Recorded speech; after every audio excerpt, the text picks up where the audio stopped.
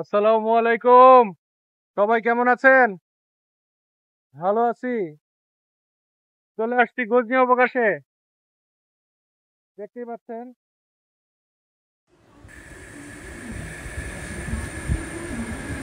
তাই এই সময় ঘুরতে আসলাম। এই যে এই জায়গা, এটা হলো একটা স্পট। যে স্পটটায় আপনার রান্না বান্নার জন্য আলাদা জায়গা আছে।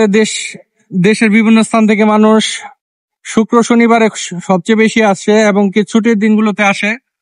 প্রাকৃতিক সৌন্দর্যে ভরা গজনি অবকাশ। সবাইকে আসার জন্য আমন্ত্রণ জানাচ্ছি। সবাইকে অসংখ্য ধন্যবাদ। অনেক রোদ, আজকে অনেক রোদ দেখতেই পাচ্ছেন। এই রোদের ভিতরে চলে আসছি। যারা রোদে আসবেন অবশ্যই সাথে পানির বোতল নিয়ে আসবেন এবং কি খাবার স্যালাইন এবং যাবতীয় জিনিসপত্র যেমন সানস্ক্রিন আনতে পারেন এই রোদে ঘোরার জন্য। এটা কিন্তু অতি উপকারী হবে। এই যে দেখতে পাচ্ছেন এখানে আপনার জল রিসোর্ট, একটা রিসোর্টের মতো আছে এখানে। আপনার দেখতে পাচ্ছেন একটা দিঘির মতো লেক আছে। লেকটা দেখতে পাচ্ছেন অনেক সুন্দর। আপনার যদি কিন্তু হলে ভরে যায়। এখানে প্যাডেল বোট আছে, দেখতেই পাচ্ছেন এখানে প্যাডেল বোট। এখানে কারেন্ট নাই, এখন কারেন্ট চলে গেছে, জেনারেটর চলতেছে। প্রকৃতির সৌন্দর্যে ভরা গজনি অবকাশ সবাইকে এত মনোমুগ্ধ করবে। সবাইকে আসার আমন্ত্রণ জানাচ্ছি। এটা হলো সেই বিখ্যাত বট গাছ, শতবর্ষী হবে, তার বেশিও হতে পারে। এই বট গাছে আপনার শত শত মৌমাছির চাক ছিল। আজকে কালের বিবর্তনে গাছটা হারিয়ে গেছে।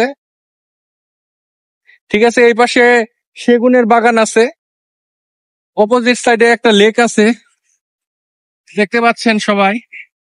এখানে একটা রাস্তা করা হয়েছে, লেকে শাপলা আছে, পাহাড়ি ঝর্ণার পানি আসে। আবার ওই সাইড দিয়ে একটা লেক আছে। আসলে ভালো লাগবে সবাইকে জায়গা ঘোরার জন্য। এবং বাংলাদেশ যে এত সুন্দর, বিভিন্ন জায়গা আছে বাংলাদেশে ঘোরার মতো, না দেখলে খালি চোখে বোঝাই যায় না, ক্যামেরার মধ্যে আসে না ঠিক মতো। ঠিক আছে, এই দেখেন লেকের ভিতর, লেকের সাইডে প্যাডেল বোটের ব্যবস্থা আছে।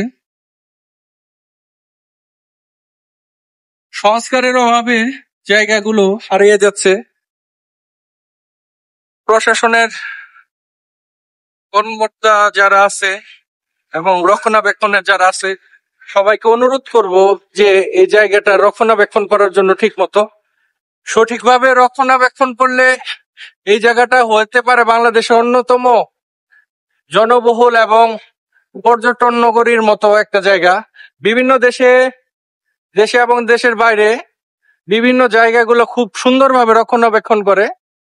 তাই সবার কাছে অনুরোধ, আমরা যারা লোকাল আছি এখানে এবং কি পর্যটক যারা আছি, সবাইকে অনুরোধ করব এখানে আসার পর গাছপালা,